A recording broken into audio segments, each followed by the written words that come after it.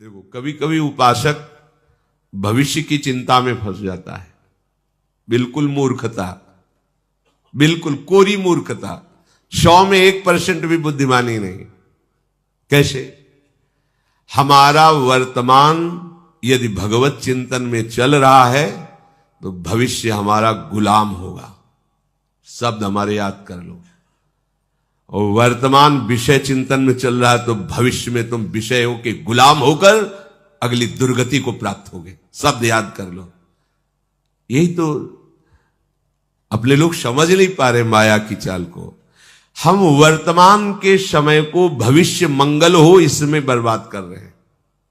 कैसे होगा? वर्तमान में तुम राग द्वेष का चिंतन करो, विषय का चिंतन करो, तो तुम्हारा भविष्य मंगल कैसे होगा? बोले अगर हम भविष्य के विषय में नहीं सोचेंगे तो फिर क्या होगा? नहीं, भगवान तो आदेश नहीं कर रहे कि आप भविष्य के विषय में चिंतन कीजिए।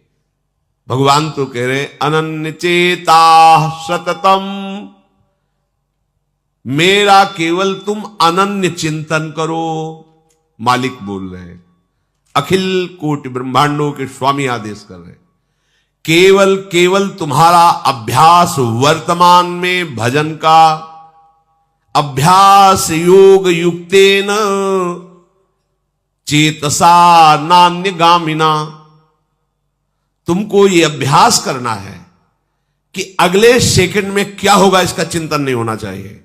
ये सेकंड श्री जी के चिंतन में गया, बोले अगले सेकंड का चिंतन नहीं करेंगे तो कल का क्या होगा? परम मंगल होगा, क्योंकि तुम्हारा भगवत चिंतन चल रहा है।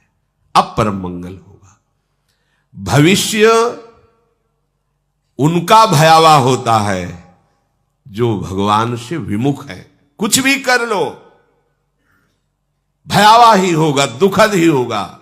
और जो वर्तमान में प्रभु का चिंतन करते हैं, पूरा संसार कुछ कर ले, उनका भविष्य उज्जवल और महामंगल होगा।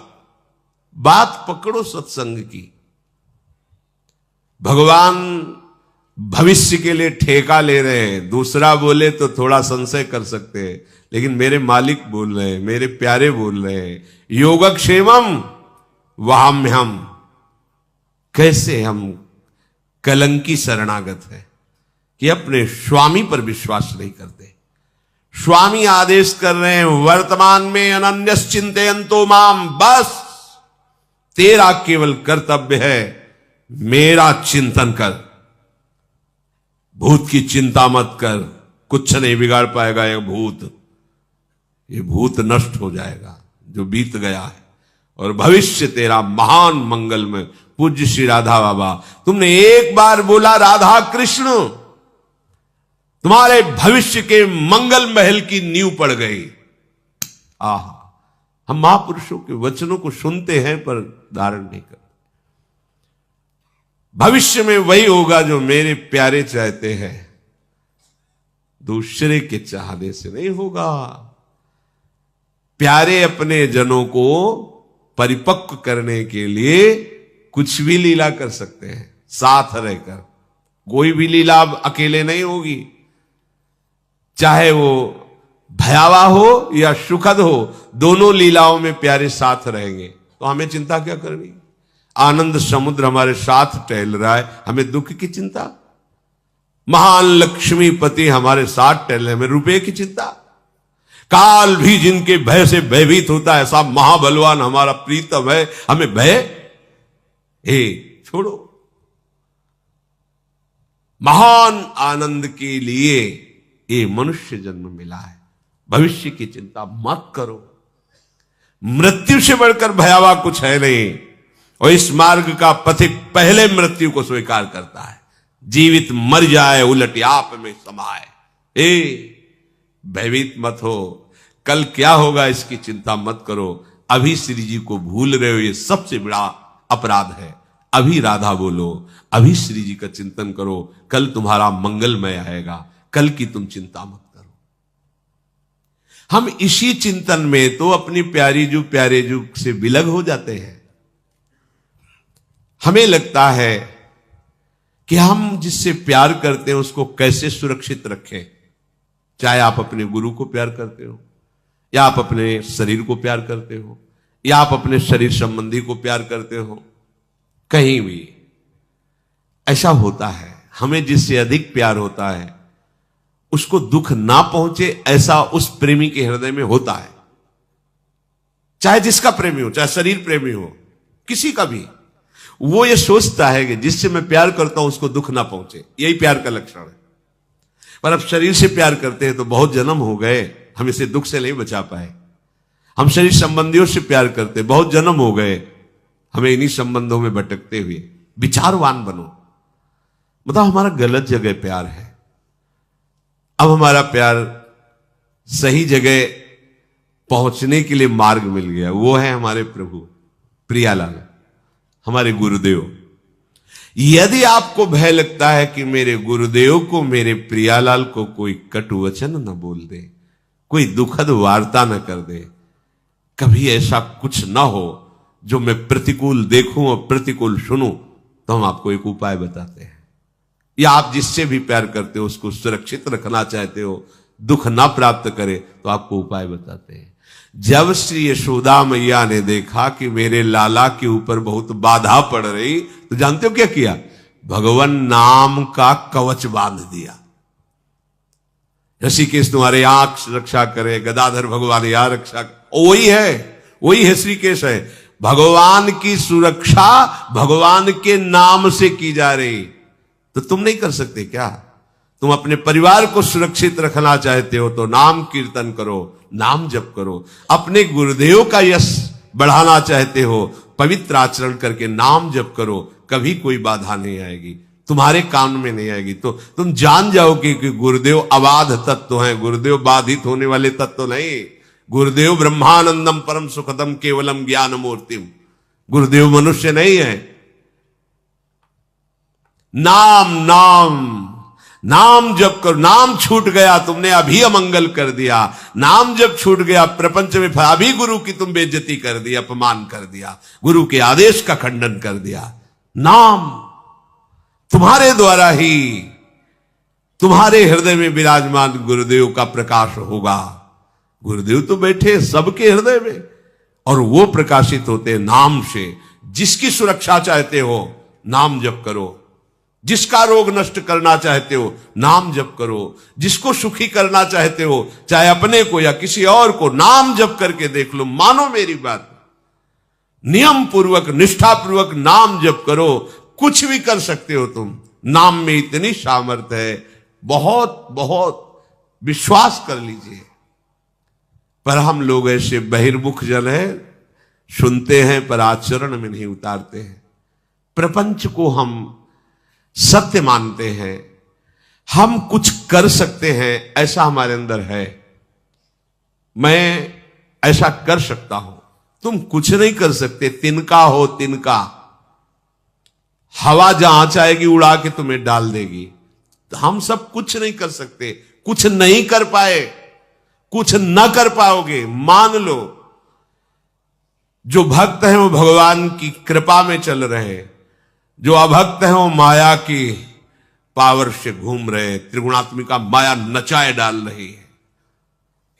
नट मरकटी सवह नचावत, राम खगेद वेद जस गावत। उमादार जोशित की नाई सबह नचावत, राम गुसाई। तुम कुछ नहीं संभाल पाओगे।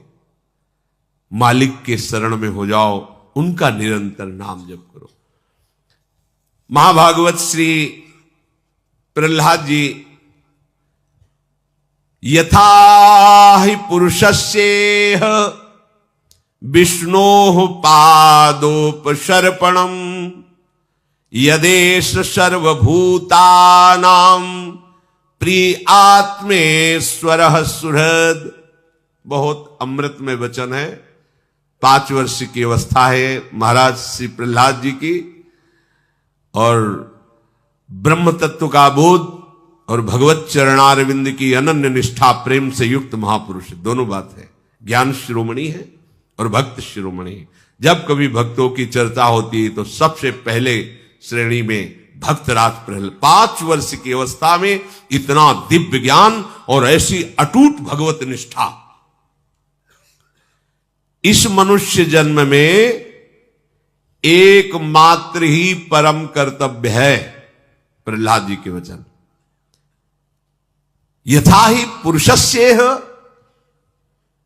विष्णो पादोपसर्पणम, भगवान की शरण में चला जाए जीव, सर्पणम, भगवान की शरण हो जाए, यही जीवन का परम लाभ है। चिंता मत करो तुम्हारा कल्याण होगा कि नहीं। तेषामहम समुद्धरता, अरे भैया तुम्हें भगवान की बात पर विश्वास नहीं, अब फिर जब विश्वास ही नहीं तो फिर कोई बात ही नहीं है इसके आगे। हित ध्रुव जो विश्वास है तब ही सुधरे बात, और नातर माया पंथ में फिरो जो टक्कर खात।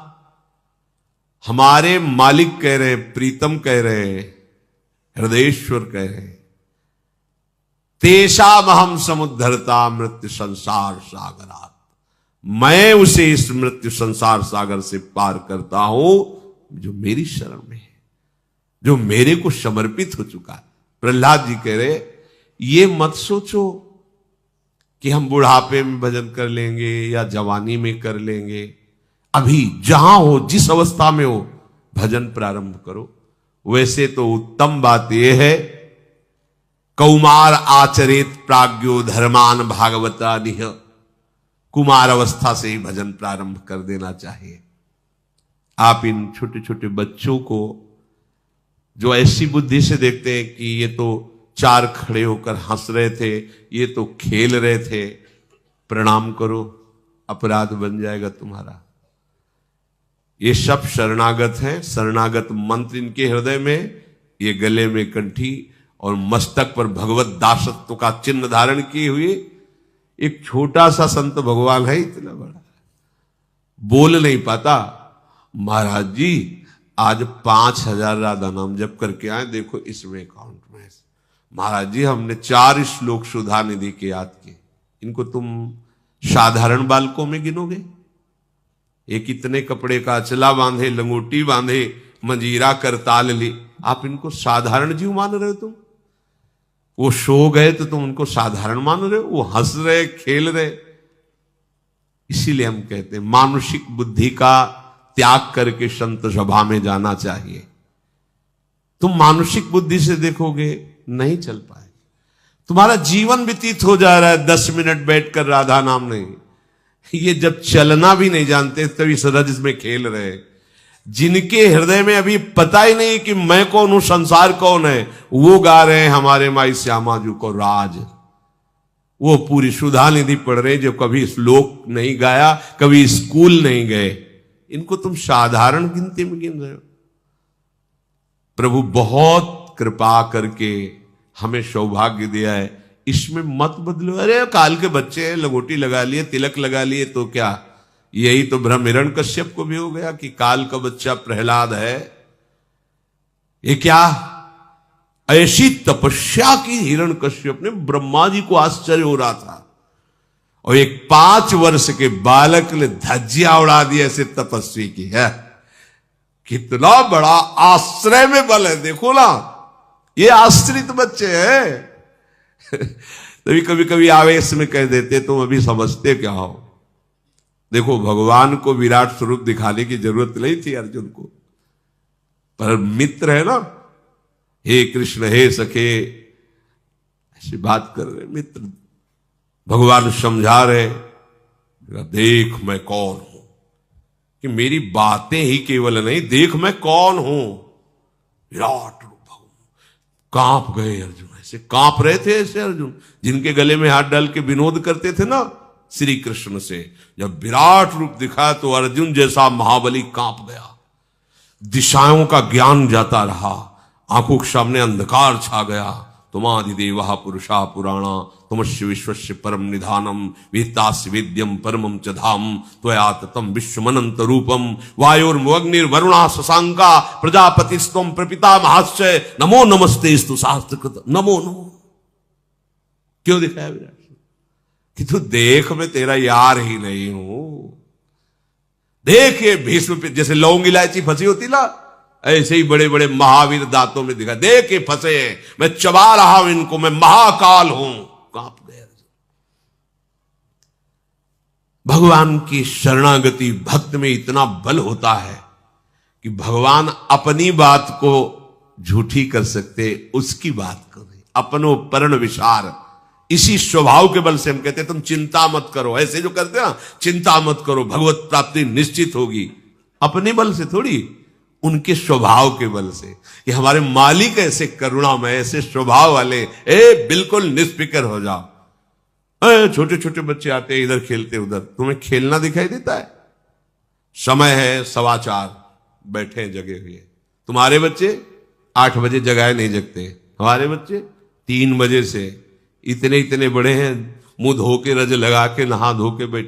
अब अगर वैसे सो जाते तो निंदनीय बात, देख लो, बूढ़े बूढ़े हो, लाल टपक जाएगी, अगर डांट का भय ना हो तो यहीं सो जाओगे तुम। वो तो बच्चे हैं, भगवत भावना से। कौमार आचरित प्राज्ञो, इन पर विशेष कृपा होगी। ये तूफान अवस्था को भगवान के मार्ग में समर्पित कर रहे हैं, हम इनकी चरण वंदना करते हैं। तुम क्या समझते हो भगवत मार्ग को? अगर तुम भी चल रहे हो, गृहस्थी से आए हो, तो कृपा से चल रहे हो। हर उपासक को यह ध्यान रखना चाहिए कि आप केवल कृपा के टिके, अगर ऐसे कृपा का आधार हट जाए तो धम्म से वहीं गिर जाओगे जहां थे उससे नीचे। कभी अहम मत करो। पर विशेष प्यार भगवान का उनके ऊपर होता है जो बाल्यावस्था से भगवत मार्ग में चलते हैं। सब भगवान के प्यारे हैं, पर विशेष प्यार भगवान का उदय होता। पूज्यपाद सिउड़िया बाबा की बात, भगवान नाराज होते हैं उनके ऊपर जो उनकी आज्ञा का उल्लंघन करते हैं, पर जो शास्त्र का ज्ञान रखते हुए और धर्म में चलने की चेष्टा करते हैं, दिखावा करके और फिर अधर्म करते हैं, भगवान उन पर ज्यादा नाराज होते हैं।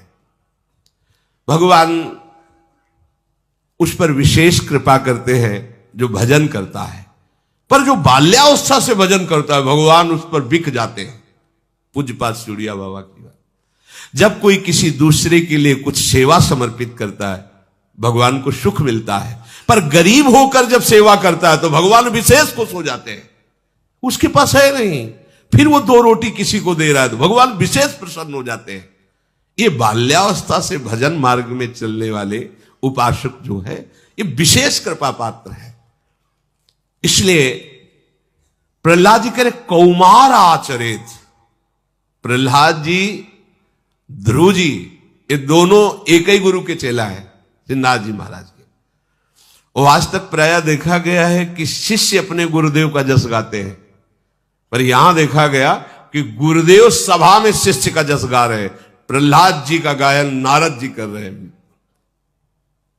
ऐसी अद्भुत महिमा निष्ठा की प्रहलाद जी की, कहीं नहीं भयभीत हुए, कहीं नहीं डरे। 5 वर्ष के हैं, त्रिभुवनपति पिता विरुद्ध है, भक्ति आचरण नहीं करने दे रहा, पर आप अपनी निष्ठा से नहीं है। और आप 4 आदमी कह दिए कि भगत है तो ऑफिस में तिलक लगा के जाना बंद कर दिया। वो भगत है, गाली तो नहीं दी, बोले भगवान का भगत है, ये तो प्रशंसा हुई, पर कैसी बुद्धिमंद है। और वहां कितने कष्ट प्रहलाद जी को दिए जा रहे हैं कि बंद करे हरि नाम बोलना, लेकिन नहीं।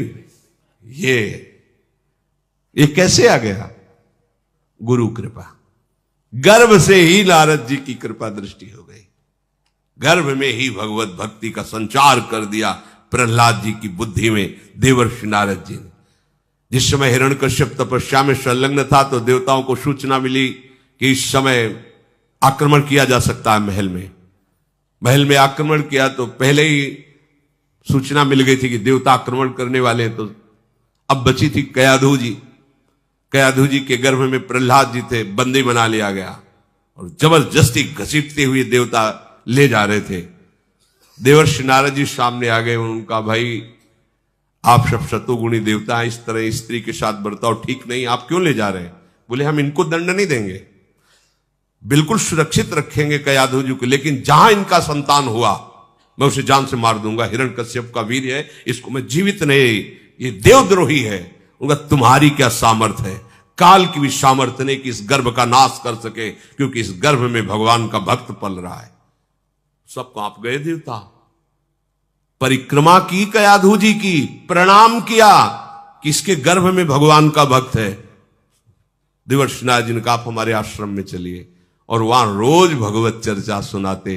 तो गर्भस्थ शिशु प्रहलाद जी महाभागवत होकर के ही जन्मे। वो कह रहे हैं इस मनुष्य जन्म में भगवान श्री हरि की शरण ले लेना ही एकमात्र सफलता है, यही कर्तव्य है। बोले हम अपने कर्तव्यों का पालन कर रहे हैं, कोई पाप थोड़ी कर रहे हैं। कई लोगों के प्रश्न होते हैं कि हम अपने कर्तव्य का पालन करें, कोई पाप थोड़ी करें, हम क्यों भजन करें भगवान का? पाप करें वो भजन करें, पापी लोग भजन करते, लोगों की धारणा है यार जिनको काम धंधा नहीं वो बाबा जी करें। उनको ये लगता है कि बाबा जियों को काम धंधा नहीं।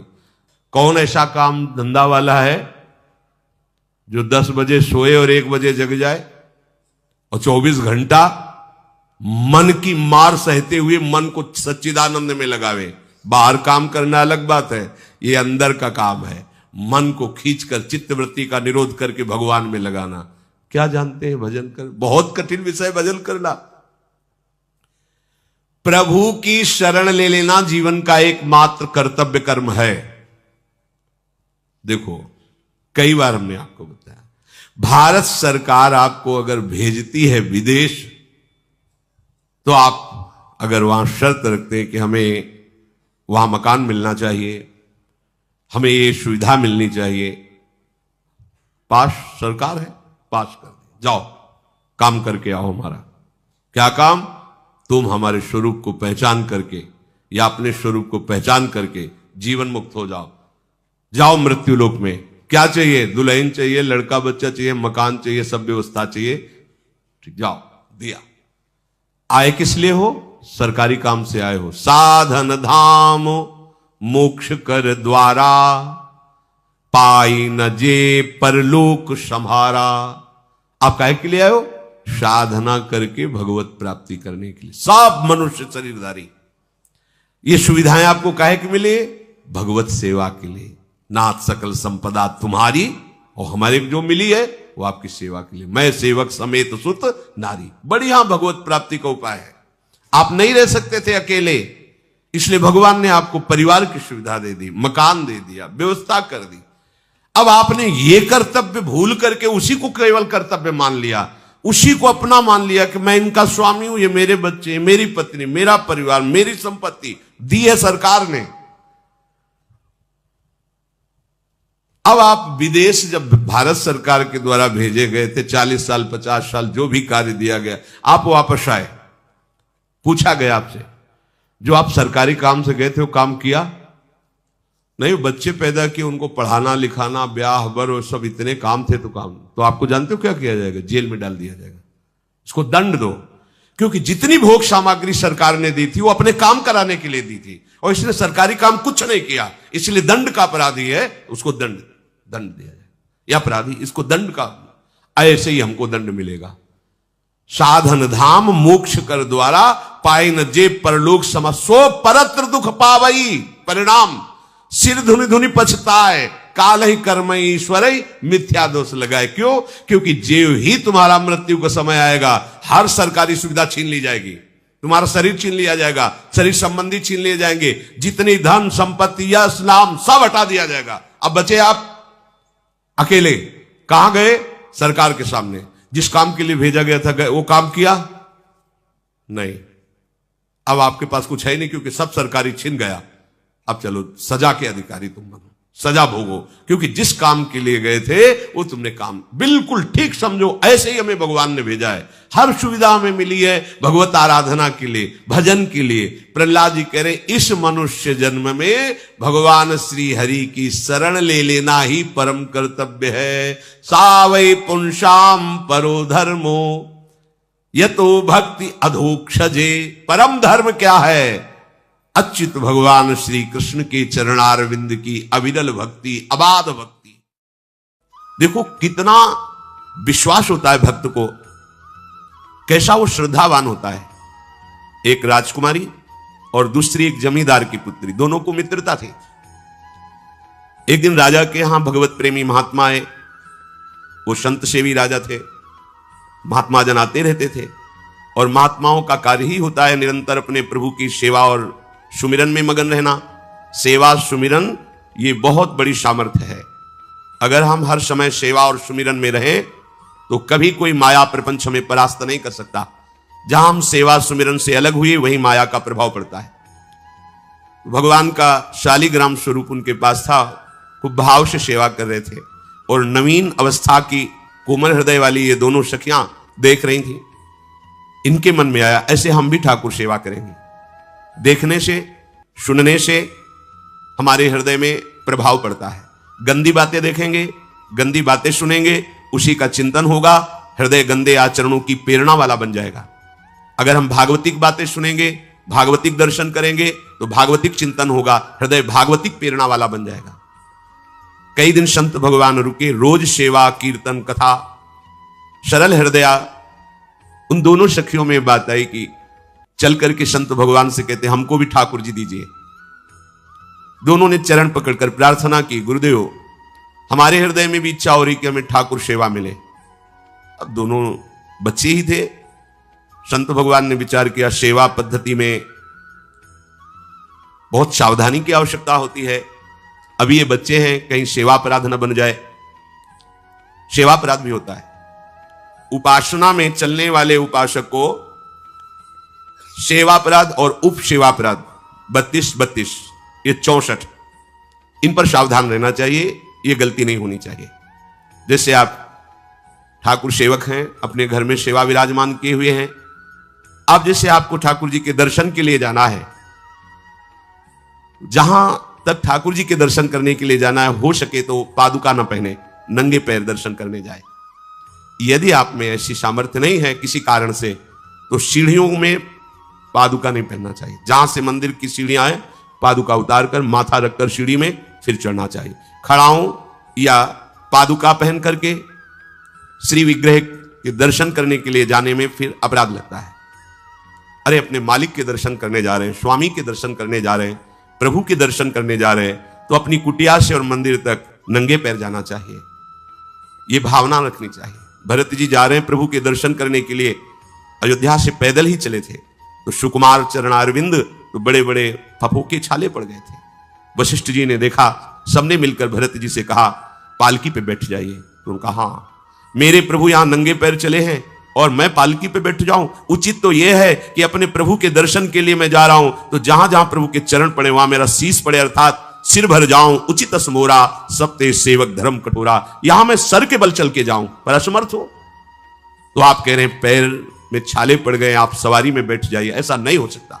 तो अपने प्रभु के दर्शन करने के लिए जब जाए तो हो सके, सामर्थ्य हो तो पादुका न पहने, कोई खड़ाऊं चप्पल जूता आदि ना पहने। अगर पहने हैं तो बस सीढ़ी तक ही पहन कर जाए, ऊपर सीढ़ियों की नहीं। इतने सुकुमार मत बनो, ये आग में जलाया जाएगा शरीर, ये गाड़ दिया जाएगा शरीर, इससे ज्यादा प्यार ना करो। अब इतना दृढ़ विश्वास कि ये बच्चे हैं, सेवा भाव कैसे पूर्ण कर पाएंगे? तो उन संत भगवान ने दोनों बच्चियों से कहा कल ठाकुर जी लाएंगे, हम आपको दे देंगे।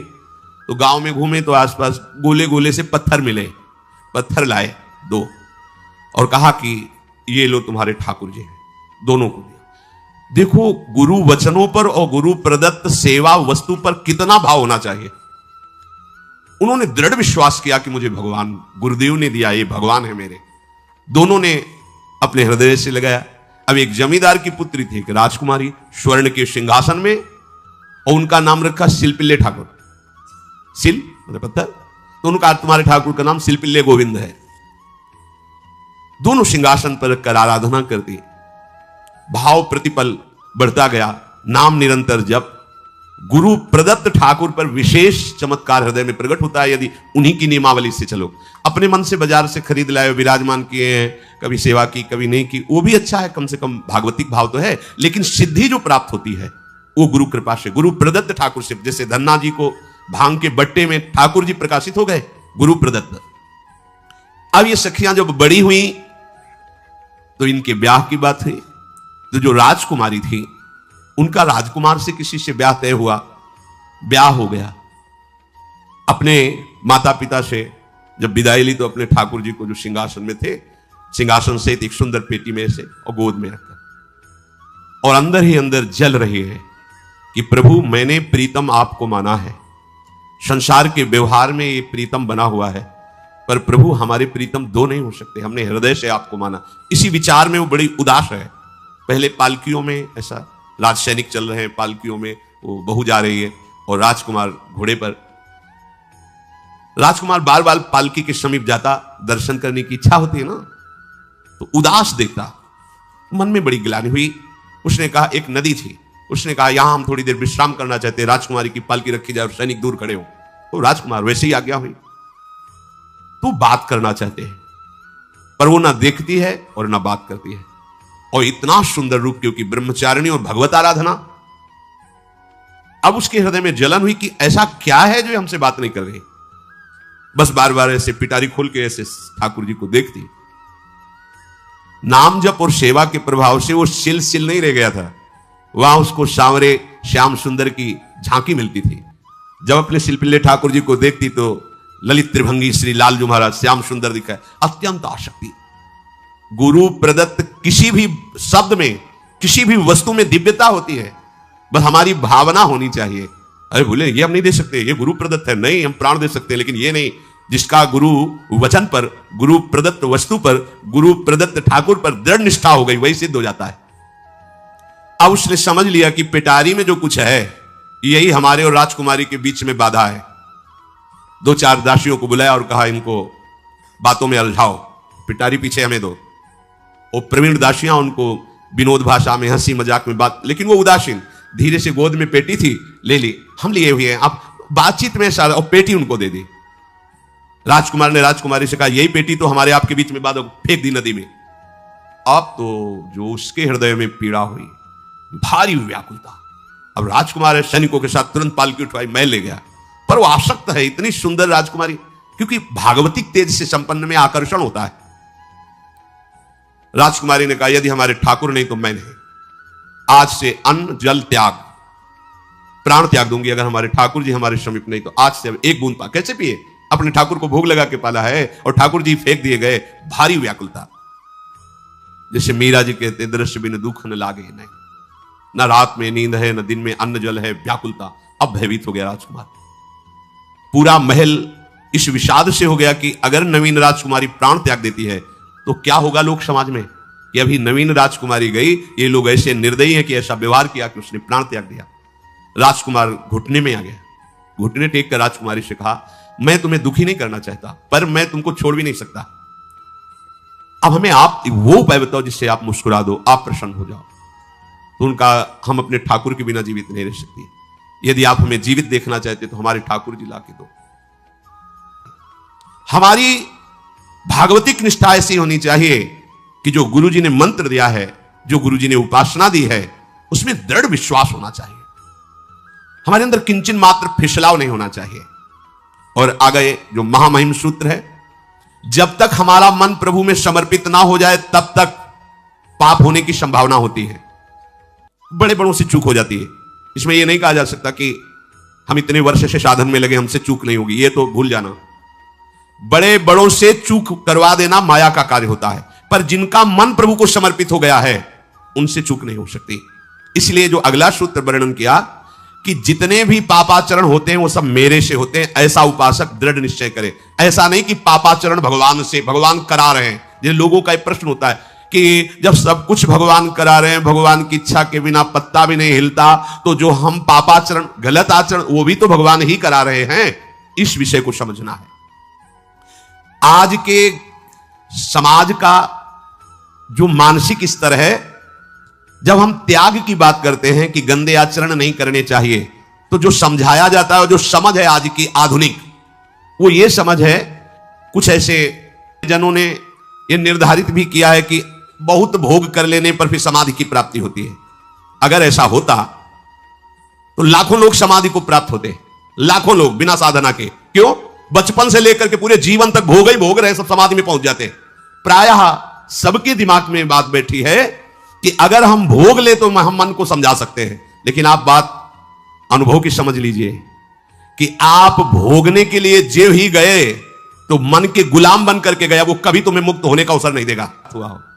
जैसे हम भोजन कर लेते हैं तो लगता है अब कुछ नहीं, लेकिन 6 घंटे व्यतीत होते होते पर्चा बन जाएगा कि ये चीज फिर चाहिए खाने को। ऐसे ही कोई भोग भोगने के बाद कुछ क्षण के लिए उससे विरति हो जाती है, ठीक है, लेकिन फिर कुछ मिनट होने के बाद फिर नई स्फुरणा, नया संकल्प, नई क्रिया, नई भोग वासना, सब हृदय में देख लो। इसके लिए किसी और से सलाह लेने की जरूरत नहीं।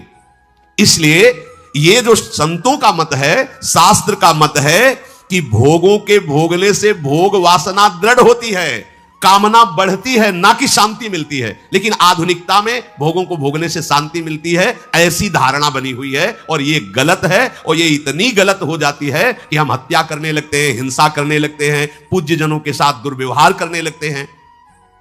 आज तक भोगों में इति नहीं हुई। देवयानी जी भगवान शुक्राचार्य जी की पुत्री हैं। वो इतनी सुंदर हैं कि कोई अप्सरा भी उनसे होड़ नहीं कर सकती, क्योंकि भगवान शुक्राचार्य की पुत्री जितेंद्री, पवित्र, भगवत आराधन संपन्न। बड़ा प्रसंग है, उसको ना लेते हुए हम सारांश में बता रहे। वृषपर्वा की पुत्री शर्मिष्ठा, ये असुर राजकुमारी है, दैत्यराज वृषपर्वा, उनकी पुत्री शर्मिष्ठा, और दैत्य गुरु भगवान शुक्राचार्य, उनकी पुत्री देवयानी बड़े समाज के साथ जंगल में गई हुई थी। एक बड़ा दिव्य सरोवर था, तुलसी में सब राजकुमारियां स्नान कर रही थी। अचानक वहां से कोई महात्मा निकले, तो जल्दी में सबने वस्त्र धारण किए। तो शर्मिष्ठा के वस्त्र देवयानी ने, और देवयानी के वस्त्र शर्मिष्ठा, वो महात्मा निकल गए। वहां कोई उनको टिकना तो था नहीं। देवयानी ने देखा कि मेरे पवित्र वस्त्र, देवयानी ने वस्त्र धारण नहीं किया शर्मिष्ठा के। जब वो महात्मा चले तो देखा कि हमारे वस्त्र राजपुत्री शर्मिष्ठा धारण किए। तो उनका, तुझे पता है मेरे वस्त्रों को स्पर्श करने का भी तेरे को अधिकार नहीं, तूने धारण कैसे कर लिया? तो उनका, ज्यादा मत बोल, इतना गुमान करके मत बोल। जैसे सब सेवक पलते हैं मेरे महाराज से, ऐसे तेरा पिता और तू ही मेरे महाराज के द्वारा ही पोषित है, क्योंकि वो तो राजा है, सारी सेवाएं वही देते हैं। ऐसा नहीं बोलना चाहिए, क्योंकि गुरु पुत्री है, आचार्य पुत्री है और सम्माननीय है। पर ऐसा वो बोल गई शर्मिष्ठा। देवयानी ने कहा, तुझे पता है अगर मेरे पिता की दृष्टि बदल जाए तो 2 मिनट में देवता तेरे पिता सहित संपूर्ण राज्य को नष्ट कर देंगे। मेरे पिताजी के भय से ही देवता आक्रमण नहीं कर। शुक्राचार्य मंत्रवेत्ता है।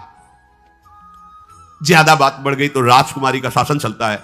उसने कहा, इस गुरुपुत्री को उठाकर कुएं में डाल दिया जाए। और उस समय वस्त्र धारण नहीं की हुई थी, उनको उसी स्थिति में डाल दिया गया और वो चली गई। राहुल जी दिल्ली से। राधे राधे श्री हरिवंश। राधे राधे महाराज श्री हरिवंश। महाराज, युवावस्था में हमें धन की प्राप्ति के लिए ही यत्न करना चाहिए, या भक्ति मार्ग में चलते हुए जो ईश्वर द्वारा प्रदान किया गया है उसी में संतोष कर लेना चाहिए? ये तो बहुत उत्तम बात है। अगर ये बात आ जाए कि पूर्व प्रारब्ध के अनुसार जैसे हम नहीं चाहते पर हमें दुख भोगना पड़ता है, अगर हम सुख की विचार न करें तो भोगना पड़ेगा ना, मिल जाएगा ना। हाँ, हमारे वृंदावन के परम रसिक श्री स्वामी हरिदास जी महाराज कह रहे हैं, हरि भज छाणी न मान नर तन को, मति बंछे तिल तिल धन को, अनमांगे आगे आवे गो, ज्यों पल लागे पल को। स्वामी जी महाराज कह रहे हैं कि मति बंछे रे तिल तिल धन को। क्यों सोच रहा है? कोई सोचता है मुझे दुख मिले, बलात् भोगना पड़ता है, क्योंकि प्रारब्ध है अशुभ कर्मों का। तो शुभ कर्मों का जब फल आएगा तो सुख, सुविधा, उन्नति, इसका सब विधान बन जाएगा। आप तो ये बहुत बढ़िया होगा अगर ऐसा मान ले, जैसे दूसरी बात कही, जथा लाभ संतोष सदा, काहू सो कछु न चाहूंगा। प्रभु से भी कुछ नहीं चाहूंगा, आप जैसे विधान से रखोगे मैं वैसे रखूंगा। अपने जीवन को, अपने मन को, अपनी इंद्रियों को, बस आपका स्मरण न छूटे, आपका भजन न छूटे।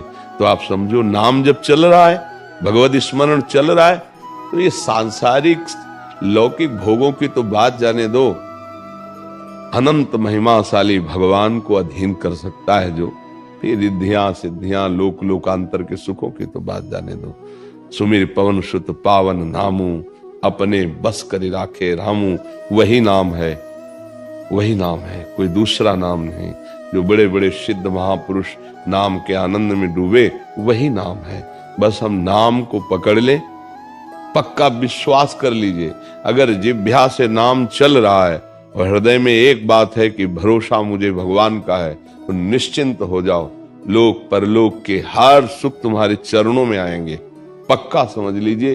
जैसे संत महात्माओं को लोग कहते हैं ना कि कितना वैभव कितना ऐसा, ऐसे तो ये छल कपट से नहीं होता है। जब उन्होंने चित्त को भगवान में जोड़ दिया तो दुनिया का वैभव उनके चरणों में लुटने लगा। अगर दुनिया का मालिक अधीन हो जाता है तो मायाकृत वस्तुओं की क्या बात है। अगर विवेक काम कर जाए तो दूसरी बात बहुत जोर की है, जैसे प्रभु रखे वैसे रह जाओ और नाम जप कर लो तो होगा क्या, बहुत अच्छे से प्रभु रखते हैं। अब उनके भरोसे हो जाए ना तो सब बात, नहीं तो शरीर में कहीं पीड़ा हो तो सब ज्ञान विज्ञान भूल जाएगा। अभी सूचना आ जाए कि आपकी किडनी फेल हो रही है तो प्रश्न भूल जाएगा, उत्तर भूल जाएगा, नहीं भूल जाएगा। हाँ, तो ये भगवद आश्रय, ये हम कह रहे हैं कि जो दूसरी बात कही उस पे अगर स्थित हो जाओ तो बहुत जोर की बात। जहां इस शरीर के उदर पोषण के लिए जाते थे, मिला तो पाया, नहीं तो यहां भूखे भी रहे। वहां कई 100 साधक का रोज सुबह और शाम भोग बनता है, श्री जी भोग पाते हो, साधक साधक पाते हैं कई 100 की संख्या में। और किसी से ऐसे नहीं प्रभु, यहाँ कोई आपको संकेत भी नहीं कर सकता। यहाँ का सख्त शासन है कि ऐसा नहीं कर सकता कि भाई 400-500 साधु की सेवा होती है आपको, नहीं, कहीं आवाज नहीं, कहीं दान पेटी नहीं, कहीं किसी भी तरह का ड्रामेबाजी नहीं कि यहाँ पर्चा भरो, यहाँ ये करो, यहाँ कुछ नहीं है। और इतने अच्छे से श्री जी चला रहे हैं, किसी से कहना नहीं है, कोई किसी से फीस नहीं, बिजली सब कार्य, कितने कार्य, सब हजारों लोग बैठ के सुनते हैं, तो साउंड सर्विस क्या क्या सबकी व्यवस्था समय पे है। बस उतना है कि खा लो पी लो आनंद से रह लो बस। हाँ, साईं उतना दीजिए, जामे कुटुंब सब आए और मैं भी भूखा ला रहा हूं, साधु लोग, बस वैसे ही चला। जहां जिस समय जो आवश्यकता होती है वो उतना ही प्रभु भेज देते, वैसी व्यवस्था प्रभु चल जाती है। तो हमें लगता है अगर प्रभु के भरोसे रहे, अपने उदाहरण से समझ में आता है, प्रभु के भरोसे रहे तो सबका निर्वाह वो करते हैं, सबका निर्वाह करते हैं। बिल्कुल वो ऐसे अनंत माताओं जैसा प्यार, बस हम समर्पित हो जाएं। देखो आज भी भगवान का प्यार आपके ऊपर है, पर अहम होने के कारण मैं करता हूं, मैंने किया, मैं ऐसा कर सकता हूं, तो ये पर्दा है, इसलिए तुम उनको झांक भी नहीं सकते। और अगर ये अहम समर्पित हो जाए तो आप ऐसे देखो